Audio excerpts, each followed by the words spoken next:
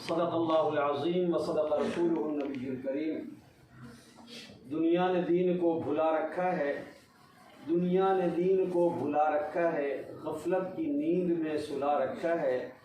खुश नसीब है इस दौर में वो अकबर जिसने कुरान को खुला रखा है।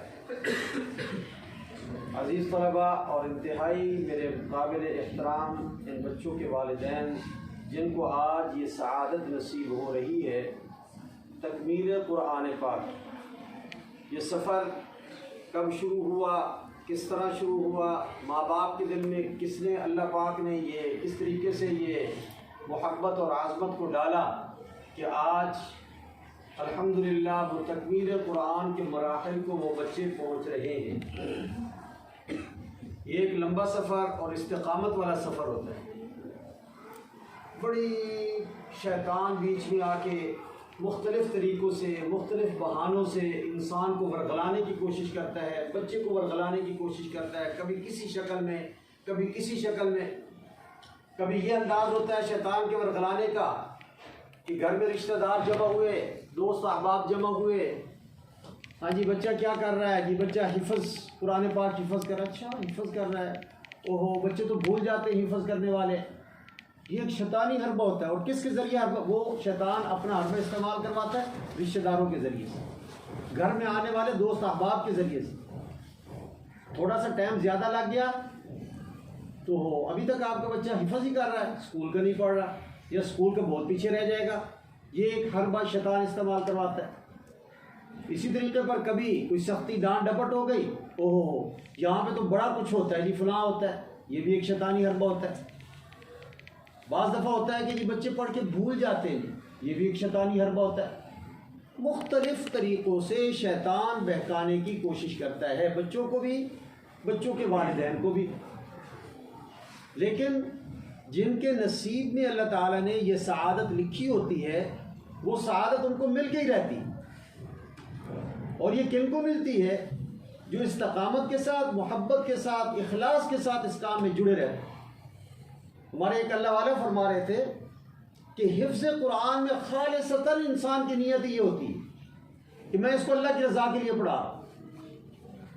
बाकी जो तालीम है, एक मुफ्ती बनता है, एक आलिम बनता है, या बहुत बड़ी जो है वो डिग्री हासिल करता है, उसके अंदर कहीं ना कहीं शैबा मौजूद होता है कि मुफ्ती बन जाएगा, इसका दुनिया के अंदर बड़ा मकाम होगा, आलिम बन जाएगा और जो है ये बहुत बड़े स्टेज पे पहुंच जाएगा, खतीब बन गया जी, बहुत बड़ी जो है वो स्टेज पे पहुंचेगा। कहीं ना कहीं कोई शैबा मौजूद होता है। लेकिन जो हिफ्ज़ कुरान है इसके अंदर खालिसतन अल्लाह की रज़ा है, क्योंकि वालिदैन के ज़हन में होता ही नहीं है कि इससे अपने कुछ दुनिया के मफादात हासिल कर लें, चाहे जितना पढ़ा लिखा हो या जितना गया गुजरा हो।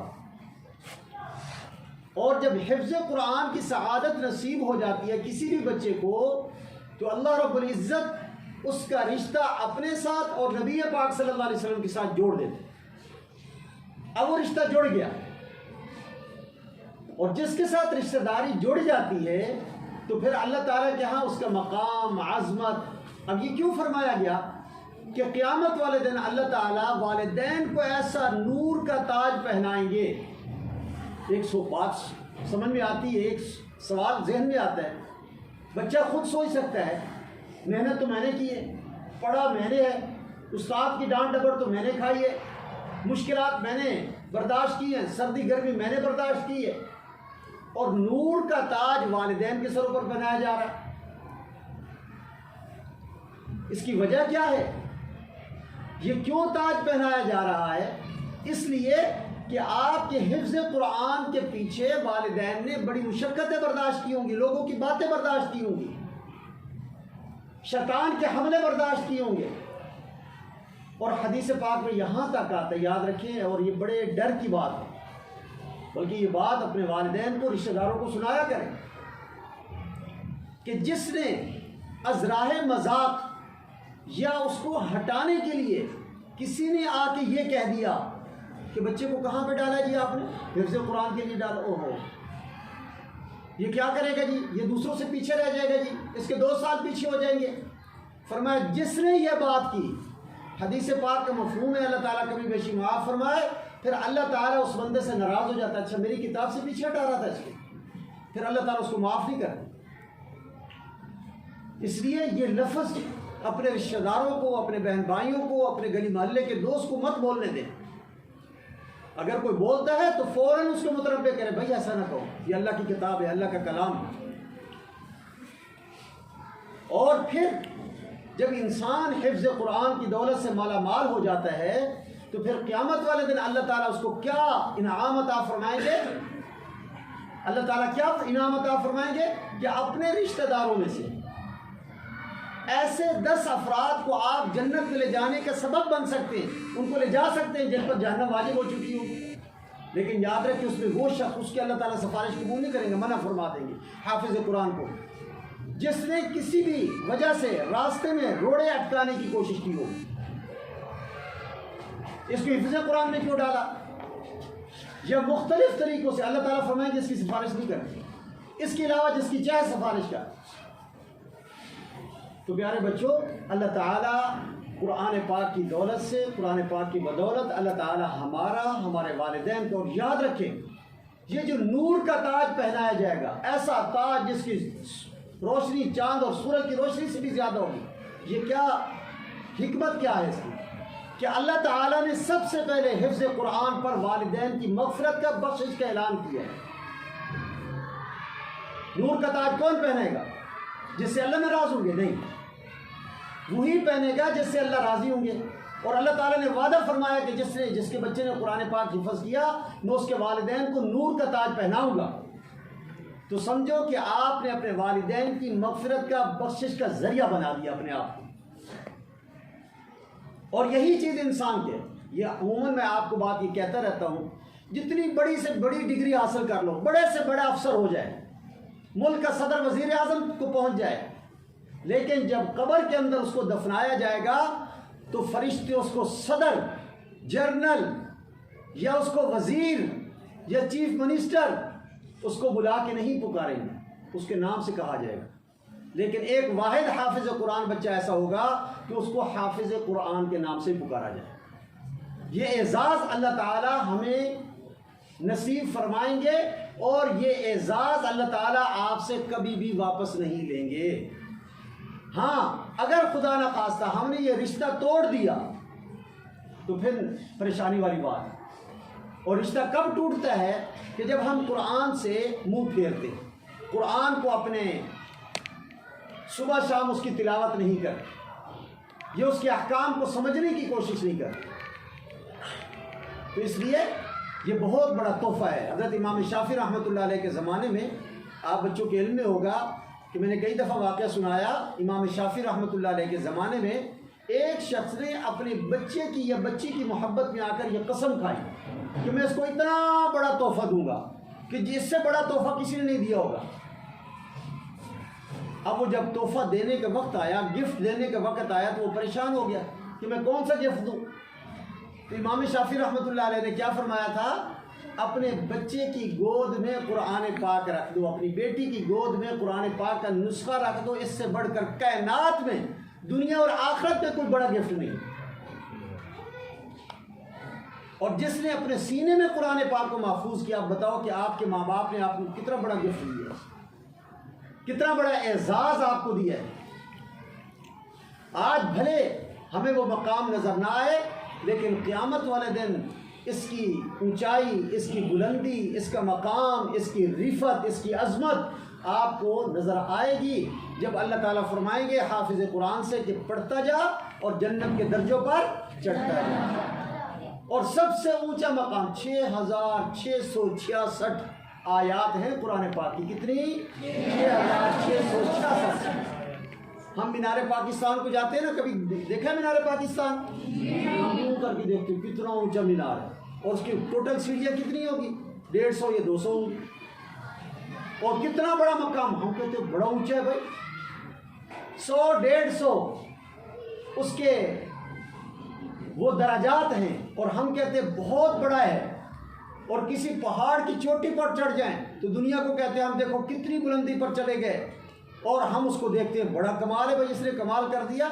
और जिस बच्चे ने जन्नत के 6666 दराजात को जो है वो अबूर किया और सबसे बड़ा ऊंचा मकाम उसका होगा। और फिर दूसरे पूछेंगे ये कौन है? उसे कहा जाएगा ये हाफिज कुरान। ये कौन है? हाफिज कुरान। फिर वो कहेगा अच्छा इसको इतना बड़ा मकाम मिला, कुरान पाक की इतनी आयात थी, इसकी वजह से इसको इतना बड़ा मकाम मिला।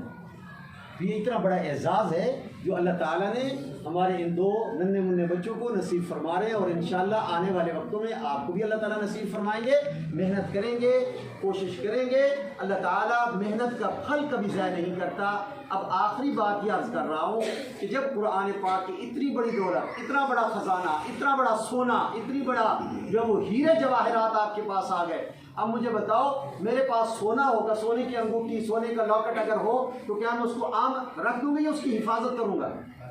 उसकी मैं हिफाजत करूंगा। जितना बड़ा ज़ख़ीरा होगा उसकी मुझे उतनी ज़्यादा हिफाजत करनी पड़ेगी। करनी पड़ेगी कि नहीं करनी पड़ेगी? अगर मेरे पास पैसे हों तो पैसों को हम कहाँ पे रखते हैं? छुपा के रखते हैं, हिफाजत करते हैं, उसकी भरपूर हिफाजत करते हैं। सुबह शाम देखते हैं कि कहीं कोई चोरी तो नहीं हो गई, कहीं पे उठा के तो नहीं लेके जा। तो कुरान पाक इतना बड़ा ख़जाना, और न सुबह देखें हम इसको, न शाम देखें और कहें कि जनाब ये ख़जाना भी हमारे पास रहेगा, नहीं रहेगा, फिर अल्लाह ताला वापस ले लेते। इसलिए प्यारे बच्चों, हमेशा ये आपने अपनी ज़िंदगी का वतीरा हिस्सा बनाना है कि 24 घंटे अल्लाह ताला ने दिन में दिए मुझे और आपको, दिन रात के 24 घंटे दिए हैं, उसमें से 22 घंटे हम अपनी तरतीब में लेके चले। नमाज भी पढ़नी है, खाना भी खाना है, कमाना भी है, मेहनत भी करनी है, जॉब भी करनी है, पढ़ना भी है, आगे बढ़ना भी है, लेकिन उसमें से आपने 2 घंटे पुराने पाक को देने, बस 2 घंटे नहीं तो कम से कम 1.5 घंटे, जिसके अंदर आप आराम से आधे घंटे के अंदर पूरी तवज्जो के साथ, तरतीब के साथ, तजवीज़ के साथ आप कुरान पाक की तिलावत कर सकते हैं। आधे घंटे के अंदर 1 पारे, और रोज़ाना का मामूल 3 पारे बस। और 3 पारों पर आपका टाइम कितना लगेगा? 1.5 घंटे। जिसने अपना ये मामूल बना लिया, मैं उसको गारंटी, कसम दे करके कह सकता हूँ कि ये कुरान पाक का ख़जाना उससे कभी पीछे नहीं हटेगा। लेकिन अगर इतना बड़ा ख़जाना अल्लाह ताला ने मुझे और आपको दे दिया और मैं ना उसको सुबह तिलावत करूँ ना शाम तिलावत करूँ, महीनों गुजर जाएं, हफ्ते गुजर जाएं, साल गुजर जाएं, और फिर शैतानी बहकावे में आ जाए, देखो जी फलां भूल गया। आप कोई भी चीज़ है, जब उस पर आप तवज्जो नहीं करेंगे, वो कुदरती तौर पर, आप चाहे दुनिया की चीज़ हो, आखिरत की चीज़ हो, वो भूल जाती है, ख़त्म हो जाती है।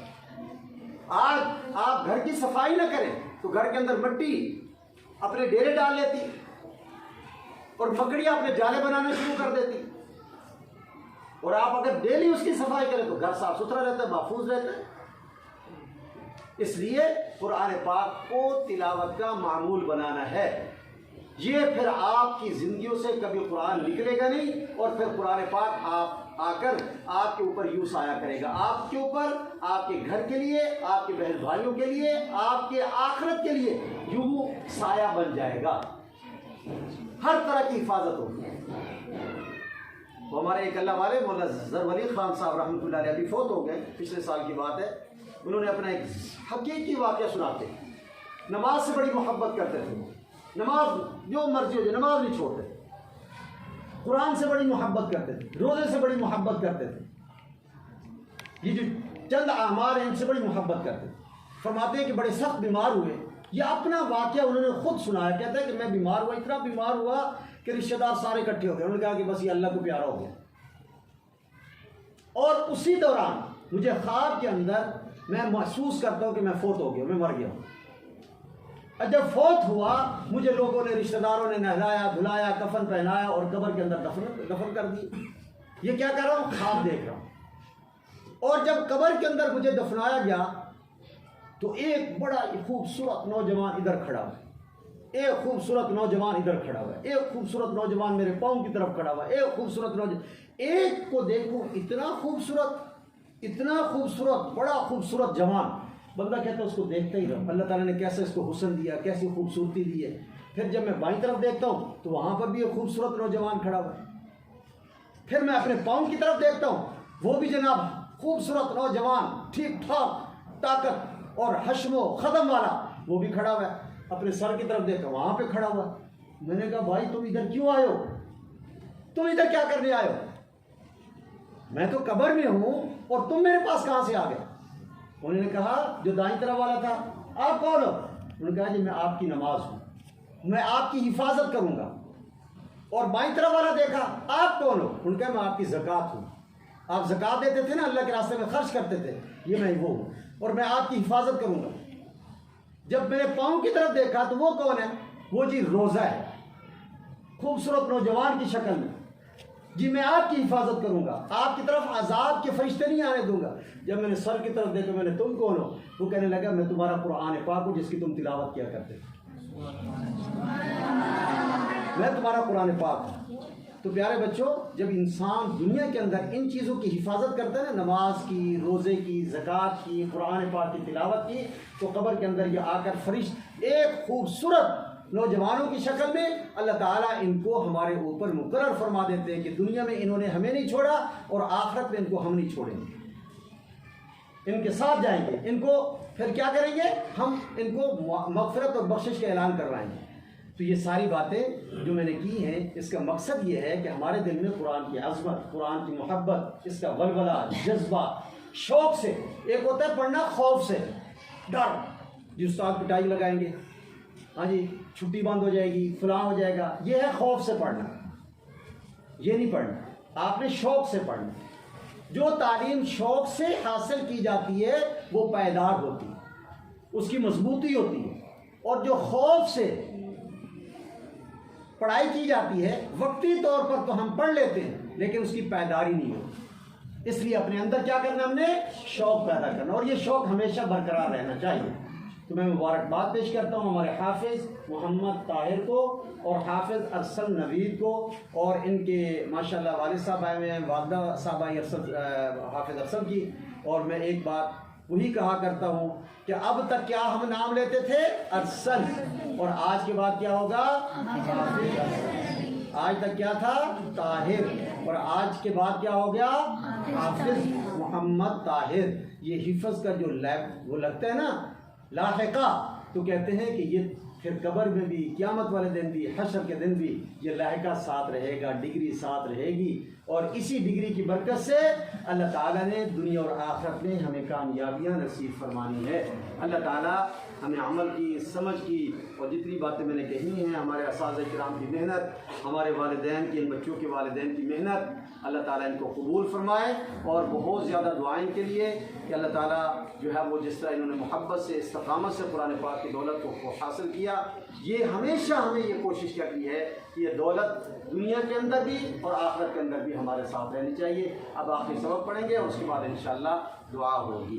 चले बेटा।